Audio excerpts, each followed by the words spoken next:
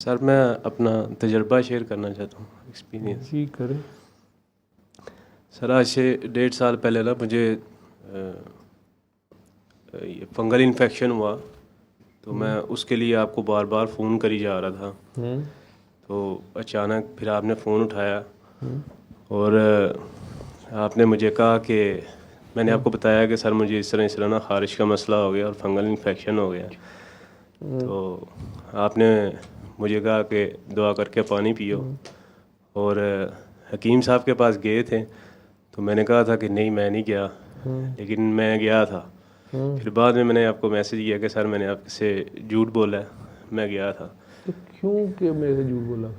Sir बस पता नहीं। एक बात मैं सुनता हूँ, जितने तुम लोग पुराने होते जा रहे हो ना, फिर वो सलमान साहब कहते हैं तुम डराते हो। मैं कहता हूँ या तो मेरे से पूछा ना करो, ठीक है? रात के 3 बजे तो तुम फ़ोन कर रहे होते हो, 4 बजे, जब तुम्हारा दिल करता है।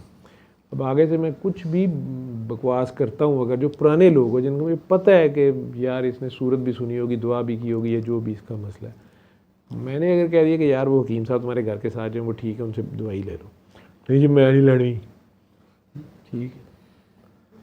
सर ये अब ये लाड जो है ना, ये मेरे साथ नहीं भी कई बार मुझे नहीं पता, मुझे बाद में पता चला ये फंस गया बंदा, ठीक?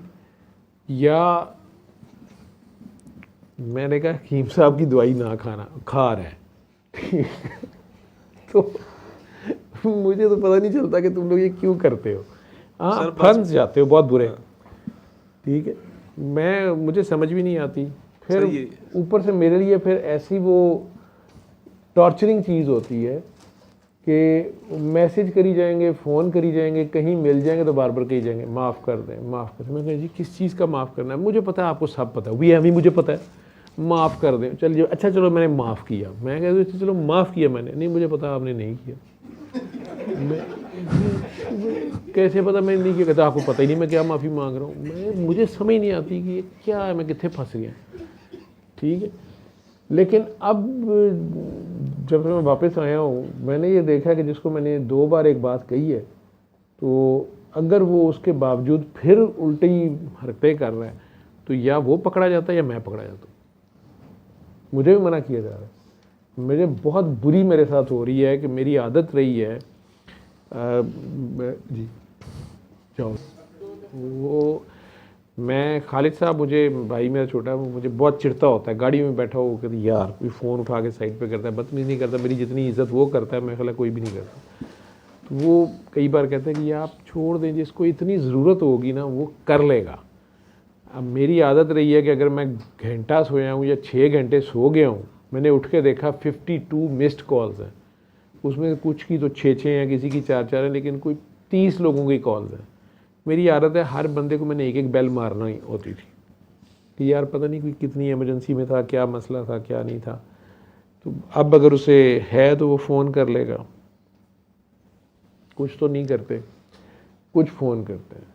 अब मैं यह बात करता हूँ तो खालिद का नज़रिया ये होता था कि मिस हो गई है ना, अल्लाह नहीं कराइए ना, अब आप ये भी मान लें आप सो रहे थे, जो मर्ज़ी कर रहे थे, उस बंदी को इमरजेंसी होगी ना, कर लेगा फ़ोन, ठीक है? मैं कहा नहीं यार, वो मैं लगा रहता था, उसको पता चलता था मेरी इस आदत का, जब लॉन्ग डिस्टेंस ट्रैवल हम कर रहे थे या कुछ। अब ये है कि मैं वापस फ़ोन करता हूँ और फ़ोन करके शर्मिंदा होता हूँ। मुझे पता चलता है कि कोई काम ही नहीं था, कोई चक्कर नहीं था, मैं अभी टेंशन ले रहा था, ठीक है? और या फिर वही बात कि 100 बार एक बार बात कही भी थी, वो फिर फ़ोन करके वही बात वही दोहराई जा रही है, या ये चालाकी लगाई जा रही है कि आप एक बार मुंह से ये निकाल दें वो निकाल दें, कोफ्त होती है। तो अब आहिस्ता आहिस्ता मैं इस आदत से तकरीबन फ़ारिग हो गया हूँ। 100 कॉलें आई हों, जिसकी मर्ज़ी आई हों, अलामियाँ भी कुछ कर रहे हैं मेरे फ़ोन में, पता नहीं कोई नया उन्होंने सॉफ्टवेयर जो अपडेट किया है, उसमें अब व्हाट्सएप की और जो फ़ोन की कॉल्स हैं वो इकट्ठी मिस्ड नहीं आती। व्हाट्सएप के लिए व्हाट्सएप खोल के अलग देखना पड़ता है, वो इतना अब कौन देखे, तो मैं सिर्फ फ़ोन की आदत पड़ी हुई है वो देखता था, वो भी अब रिंग बैक करनी छोड़ दी। नहीं तो पहले कर लेता था, बेल मार लेता था, अब सिर्फ हॉस्पिटल से कोई कॉल्स आई हुई हैं कुछ तो वो कर लेता हूँ। आँखें भी बाइंड कर। जी अच्छा, फिर बताएं आप। फिर हकीम साहब की दवाई खा रहे थे, मेरे से झूठ बोला था, फंगस फिर इन्फेक्शन थी। फिर उसके बाद फिर सर एंजाइटी और पैनिक अटैक शुरू हो गए। फिर आपको मैंने बताया कि सर मेरे साथ यही हो रहा है। फिर आपने कहा चलो दुआ दुआ करके पानी पियो और अपना नाम पढ़ो और मायनी में किन्नू आखा ये सुनो। फिर वो सुना, मतलब उसके अगले दिन ही फिर मैं आपकी बात को इग्नोर करके तो फिर मैं फ़ोन हकीम साहब को किया। मतलब ये नहीं समझ में इतनी क्यों बेवकूफ़ी करी जा रहा हूँ। फिर मैंने उनको फ़ोन किया, मैंने उनको बता रहा हूँ ये सारा कुछ। उन्होंने कहा कि कावा शावा पियो ठीक हो जाओगे। मतलब इस तरह की बेवकूफ़ियाँ मारी हैं। और फिर आपको मैंने फ़ोन किया उससे अगले दिन। फिर आपने दोबारा क्या मतलब यही कहा कि दुआ करके पानी पियो तो और अपना नाम पढ़ो। तो फिर मैं चौथे पांचवें दिन मैं बिल्कुल ठीक हो जाता था। फिर छठे दिन मुझे समझ ना आनी कि फिर क्या हो जाना, फिर आपको फ़ोन करना कि मेरे साथ फिर वो वैसे मैं सोच ही जा रहा था। फिर ख्याल में ये सोच रहा था कि मेरी सेहत ख़राब हो गई है, मैं अब हकीम साहब को बताता हूँ या उनके पास चलता हूँ। फिर अगले दिन मेरी फिर तबीयत ख़राब हो जानी, मतलब सोच की तबीयत ख़राब होती। फिर मैंने आपको एक बार बताया था कि सर हमारा मेरा बेबी नहीं हो रहा, तो आपने कहा कि ऐसा करो कि उनके पास चले जाओ, डॉक्टर आयशा के पास जो सर्जी मेड में होते हैं। तो वहाँ पे गए तो फिर घर आके फिर मैं आपको सारा कुछ बता रहा हूँ कि सर ऐसे ऐसे उन्होंने कहा है, मतलब रिपोर्ट्स थोड़ी ठीक नहीं आई। तो फिर मैं दिल में ये सोच रहा हूँ कि सर आप कहेंगे कि चलो ये नहीं करो, तुसी हकीम साहब के पास जाओ। वो फिर उसी रात मेरी फिर तबीयत ख़राब हुई। तो फिर सर आमना ने फिर आपसे बात की कि हमजा की सारी रात तबीयत ख़राब रही है, तो आपने कहा कि ऐसे करो फिर इसको पागलों वाले अस्पताल ले जाओ, नहीं तो दुआ करके पानी पियो, ठीक होता तो ठीक है, नहीं तो फिर ले जाओ। फिर मैंने कहा कि नहीं, अब जो दुआ करके जो पानी पीना है ना, ये लाजमी करना है। मतलब कई बार मैं मिस कर देता था, मतलब 3 दिन किया फिर छोड़ दिया, इस तरह होता था। अब जैसे मैं रेगुलर कर रहा हूँ तो मैं इस चीज़ से निकल आया हूँ। अब 20 दिन पहले मैं फिर जो है ना ऐसे महसूस हो रहा कि तबीयत अब ठीक है, कुछ भी नहीं है। तो फिर मैं मतलब ना दुआ करके पानी जो है ना वो मैंने छोड़ दिया। फिर तबीयत ख़राब होनी शुरू हो गई।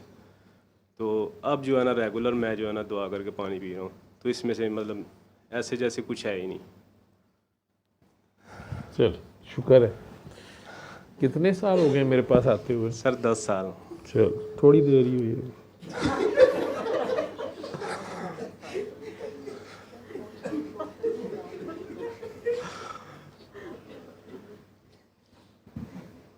सर बेवकूफ़ी मतलब